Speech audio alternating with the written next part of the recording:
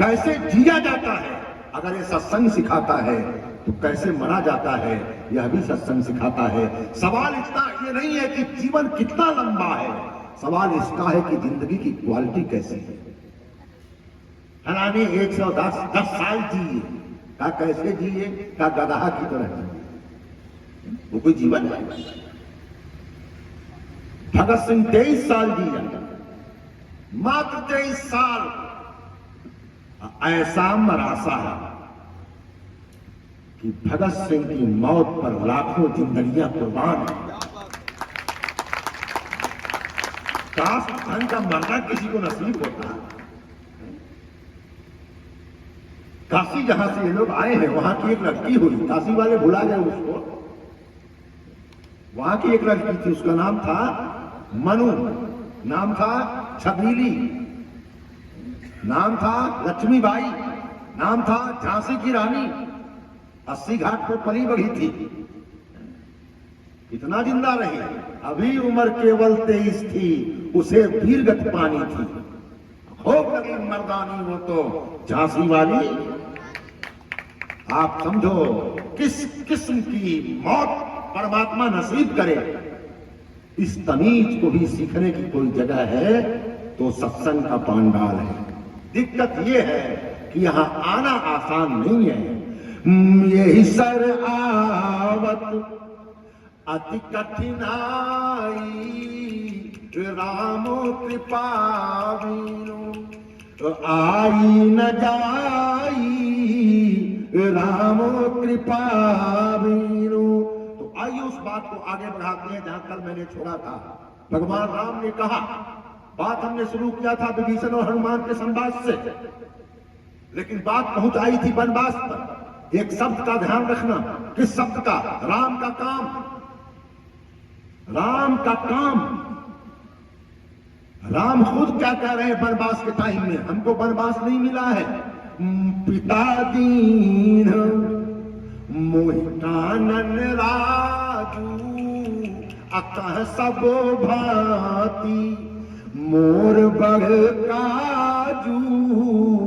राम का काम बहुत बाकी है, कहां? जंगल में। तो बयान किसका माना जाएगा? राम का। बुढ़िया लंगाते हुए आ रही थी, हड्डी के 2 डॉक्टर खड़े थे।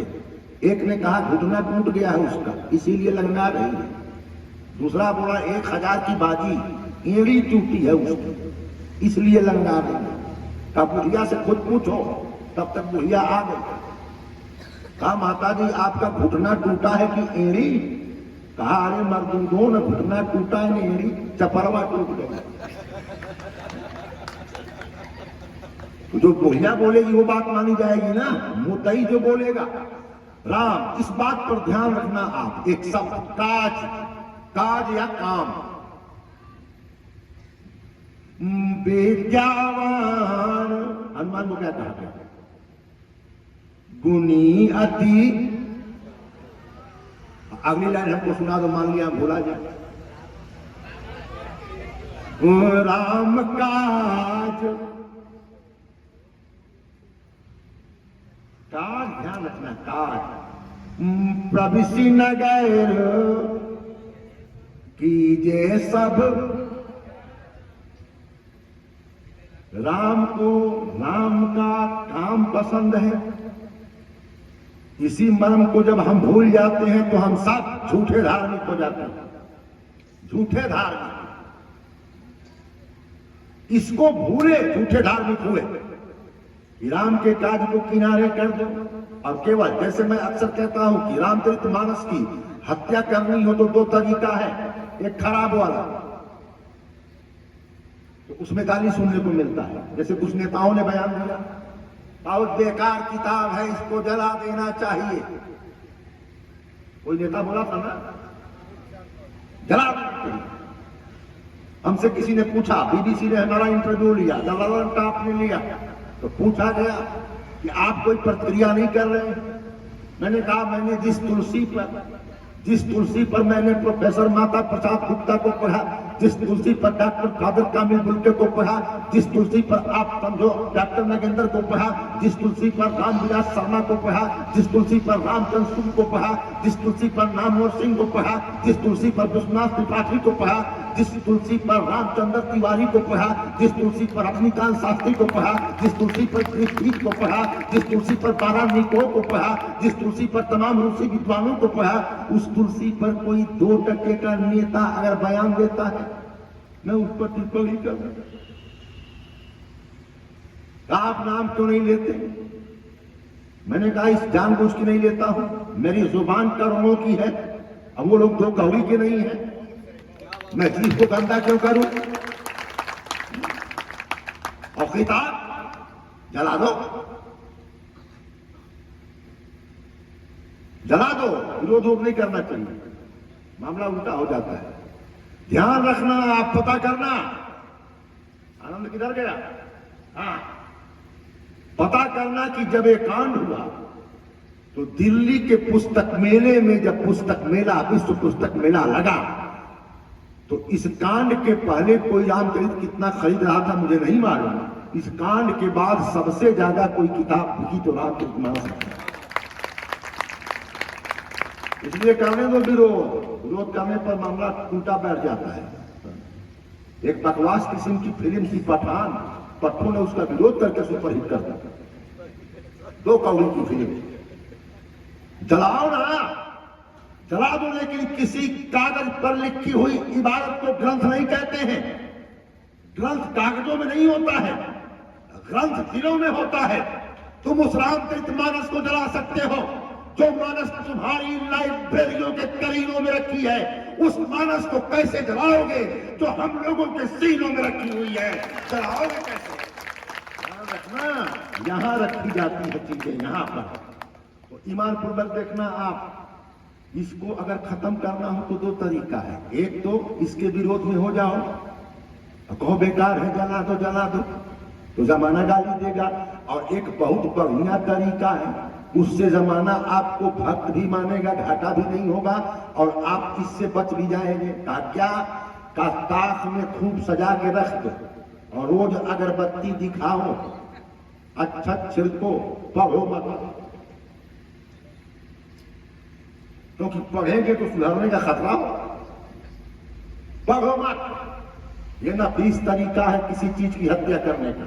वैसे ही भगवान राम के व्यक्तित्व से बच करके निकलने का क्या तरीका है कि राम के काज पर ध्यान मत दो, केवल राम को अपने हाथ में लेके मैनिपुलेट करके और ऐसा बना दो जैसे आजकल हनुमान जी का फोटो ऐसे बनाया जा रहा है जैसे राक्षस, एंग्री हनुमान आकार पर चिपका दिया जा रहा है। और राम जी को भी 6 पैक ऐप में दिखाया जा रहा है। जाके मरती भ्रम भयऊ खगेसा, ताके पश्चिम उगे दिनेशा। ध्यान रखना, आप धर्म के मर्म की ओर जब तक हम प्रवेश नहीं करेंगे काम बनने वाला नहीं है। और मर्म क्या है? गहरी फिलॉसफी में नहीं जाना चाहता, क्योंकि बहुतों के लिए बोलना पड़ता है। हाई इंटेलेक्चुअल वर्ग के लिए बोलूंगा तो बच्चे भी बैठे हैं, माताएं बैठी हैं, लगे कहने बाबा कहा बोलता ना, बहुत डर लगता है इनसे, भनभनाना शुरू कर देंगे। तो सबको ध्यान में रख करके बोलना, हाँ भनभनाती है, इतना गलत मौका पर भनभनाती है। जो पति खाना खाने बैठेगा तभी भनभनाएगा। दाल परोस दी है, भात परोस दी है, ज्यो खाए भन भन भन भन भन भन भन भन, गैस खत्म हो गई बा भन भन भन भन भन भन, सब्जी कितना उधार बाकी बा भन भन भन भन भन, चाय पत्ती खत्म बा भन भन भन भन भन। क्या खाना खाएगा वो? खुद घोटेगा। 2 महीना में दुबरा के बेचारा मतलब टिम्बकचू हो जाएगा। खाना खाते समय मत भुड़भुड़ाया करो, हाँ उस समय आदमी को चैन से खा लेने दिया करो। बारीकी के साथ देना एक निवेदन करना चाहता हूं आपसे, केवल अपना कंसंट्रेशन लगाए रखना। हम धर्म के मर्म की ओर बढ़ें। राम काज का अर्थ हुआ कि राम के आदर्शों को अपने जीवन में उतारने की चेष्टा हम करें। हनुमान समंदर के किनारे जब बल फूल करके बैठे हुए थे तो जामवंत ने क्या याद दिलाया, सबको ध्यान रखना। हनुमान, हाँ जी बोलिए। राम काज लगी, राम के काम के लिए आया है तो राम काज लगी, तव अवतारा असुनत ही भयऊ पर्वताकारा। राम काज लगी तव अवतारा, राम के काम के लिए तू आया है। जगाया, किसने जगाया? जामवंत ने जगाया। किसको जगाया? हनुमान को जगाया। सुनो, कितनी भी ब्रिलियंट ताकत हो, कितना भी जबरदस्त बलवान हो, अगर वो अपनी चेतना में अपने आप को कम मान करके बैठा हुआ है, अपने बल का विस्मरण कर चुका है, वो किसी काम का बस्ता नहीं है। वो हनुमान ही क्यों न हो। हनुमान की कहानी हमको क्या सिखाती है? सुग्रीव के साथ हनुमान पर्वत पर बैठे हुए थे, मां भगवती सीता का हरण हुआ। सीता जी निशानी गिरा रही है, बचाओ बचाओ। बचपन में उछल करके सूरज को निगल जाने वाला व्यक्तित्व बैठे हैं, छलांग नहीं मारे, क्योंकि बल तो था लेकिन बल का स्मरण नहीं था। किसने दिलाया स्मरण? समाज के बूढ़े जामवंत ने समाज के नौजवान हनुमान को समंदर के किनारे ये मंत्र दिया, इस बात को कह करके जगाया कि केवल तू खाने पीने मर जाने को पैदा नहीं हुआ है। क्यों पैदा हुआ हूं? चौपाई फिर से सुनो। राम काज लगी, ये जागरण का मंत्र है। तव अवतारा असुनत ही भयऊ पर्वताकारा। राम काज लगी तव अवतारा। बूढ़े जामवंत ने जवान हनुमान को जगाया। मैं अक्सर एक कहानी शेयर करता हूं, और नहीं, ये कहानी हर गांव में कुछ लोग जानते हैं, बहुत मशहूर कहानी है। पूरे गांव में आग लग गई, सब भाग गए, 2 बच गए, क्योंकि भाग नहीं सकते थे। कहा कौन कौन? कहा एक अंधा, एक लंगड़ा। अंधा भागने की ताकत रखे हुए था, भागे किधर? दिशाबोध गायब। और लंगड़ा दिशाबोध है, आंखें देख रही हैं सामने, टांग बेकार है, भागे कैसे? अचानक लंगड़े ने कहा भाई अंधे। कहा हाँ हाँ बोलो। कहा मैं उछल करके तेरे कंधे पर बैठ रहा हूं, जैसा मैं कहूं वैसा करना। कहा एकदम ठीक है। उछाल मारा, कंधे पर बैठ गया, और बैठ करके लंगड़े ने कहा सीधा कर। और वो भागा तेजी से। अचानक गलियारा मिला, कहा बाएं मुड़। वो मुड़ गया, फिर सीधा हो जा। किसी फील्ड में पहुंच गए, दावानल पार हो गया। ध्यान रखना, बुढ़ापा लंगा होता है, जवानी अंधी होती है। जवानी के पास ताकत तो है, दिशा का बोध नहीं है, और बुढ़ापे के पास दिशा का बोध तो है, ताकत नहीं है। जिस दिन लंगड़ा बुढ़ापा, ये वरिष्ठों का ही सम्मान हुआ है यहाँ पर अंग वस्तम से, इसी प्रकार जिस दिन लंगड़ा बुढ़ापा अंधी जवानी के कंधे पर बैठ करके बोल देगा सीधा कर, उसी दिन दुनिया का सारा दावानल नौजवान पार कर लेगा। बस आप बुजुर्गों के आशीर्वाद की जरूरत है। जगाया हनुमान को, और सुनता ही है वो पर्वताकारा। इसीलिए कहा गया बुद्धों की उपेक्षा मत करो, क्योंकि उनके पास कई ऐसे दांव होते हैं जो किताब में नहीं होते। अनुभव का कोई विकल्प नहीं। एक व्यास जी के मुंह से मैंने एक कहानी सुना था, घटना। ट्रेन में एक बुढ़ा बैठा था और 2 लफाड़िया नौजवान आ गए। मजा नहीं आ रहा था, तो दोनों ने कहा कि यार मजा नहीं आ रहा है, कोई खुराफात किया जाए तो मजा आवे। एनर्जी जब ओवरफ्लो करती है तो खुराफात करने का मन करता है। तो कहा क्या किया जाए? कहा चेन खींचा जाए, ट्रेन रुकेगी, मजा आएगा। कहा जुर्माना लग जाएगा, RPF वाले आएंगे। तो उसने देखा तेरे पैकेट में कितना पैसा है? कहा 2500। कहा 2500 मेरे में भी है, जुर्माना लग गया तब भी कोई बात नहीं है। और जुर्माना क्यों देंगे? अगर वो सब आके पूछेंगे किसने चैन खींचा, तो इसी पूर्वक कह देंगे यही बूढ़ा खींचा। तो बूढ़े ने कहा अरे बाबू हमको क्यों, तो बूढ़ा चेन खींच दिया, ट्रेन रुक गई, आरपीएफ वाले आए, है किसने खींचा, किसने खींचा? तो दोनों नौजवानों ने कहा इसी बूढ़े ने खींचा है। अरे बुढ़ऊ तुमने चैन खींचा है? कहा हाँ साहब हमने खींचा है। क्यों खींचा? कहा साहब मेरे पास 5,000 रुपया था, मुझे पीट पाट के 2,500 ये छीन लिया है, 2,500 ये छीन लिया। तलाशी हुई, बराबर हो गया। तो दोनों की पीछे से कालर पकड़ करके जब आरपीएफ वाले लेके चले तो उसमें से एक घूम करके पूछा बाबू दाव कहां सीखे? उसने कहा बेटा जिस स्कूल में तुम पढ़ाई कर रहे हो मैं उसका हेडमास्टर रह चुका हूं। ध्यान रखना, जनरेशन गैप को कम करते हुए, कम्युनिकेशन गैप को कम करते हुए जामवंतों को हनुमान से कम्युनिकेट करना पड़ेगा, हनुमान को जामवंत से कम्युनिकेट करना पड़ेगा। सामने लहराता हुआ समंदर भी पार हो जाएगा। कम्युनिकेशन अगर टूटा बंटाढार हो जाएगा। लेकिन एक बात मैं कहूं आपसे कि हनुमान को तो जगा दिया, हनुमान को तो जगा दिया जामवंत ने। क्या हनुमान ने भी किसी को जगाया? क्योंकि दीपक कितना भी ताकतवर हो उसकी औकात कुछ मीटर तक है और अंधेरा उसके आगे भी है। उपाय क्या है? कहा जला हुआ दीपक, बुझे हुए दीपक को खोजे और उसकी लौ को टच कर।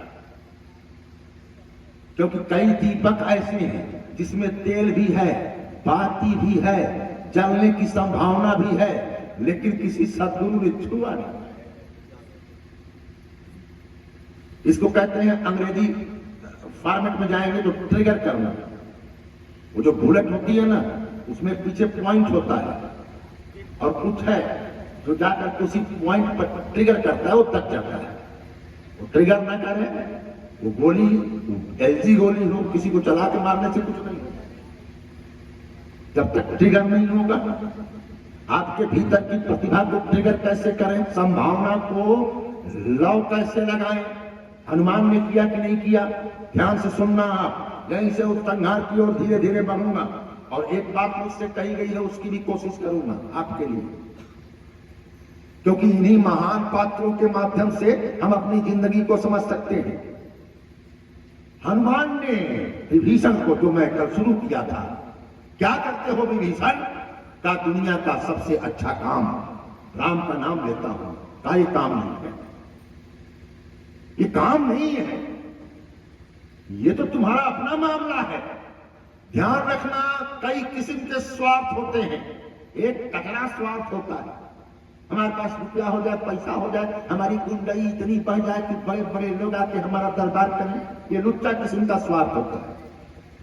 हमको ये मिल जाए, वो मिल जाए, गाड़ी मिल जाए, बंगला मिल जाए, पैसा मिल जाए, बैंक बैलेंस बढ़ जाए, ये जनरल स्वार्थ होता है। और एक होता है जो स्पेशल स्वार्थ, हमको स्वर्ग मिल जाए, हमको पुण्य मिल जाए, वो भी स्वार्थ नहीं है। तो तुमको तुम्हारा पुण्य मिला, मेरे को क्या? सवाल इस बात का है। तो कहा कि तू राम का नाम ले रहा है, ये काम नहीं है, ये तो तुम्हारा फर्ज है, तुम्हारी भक्ति है, तुम्हारे हृदय का मसला है, तुम्हारी निजी आध्यात्मिक धार्मिक पूंजी है। काम क्या करते हो? का हनुमान जी समझे नहीं हम? का राम का काज किया कि नहीं किया? का ये क्या होता है? कहा कि अन्यायी अपना बाप हो या भाई हो, अगर गलत काम कर रहा हो, कितना भी ताकतवर हो, उसके सामने खड़ा होकर के डट करके बोलना सीखा कि नहीं सीखा? का नहीं सीखा।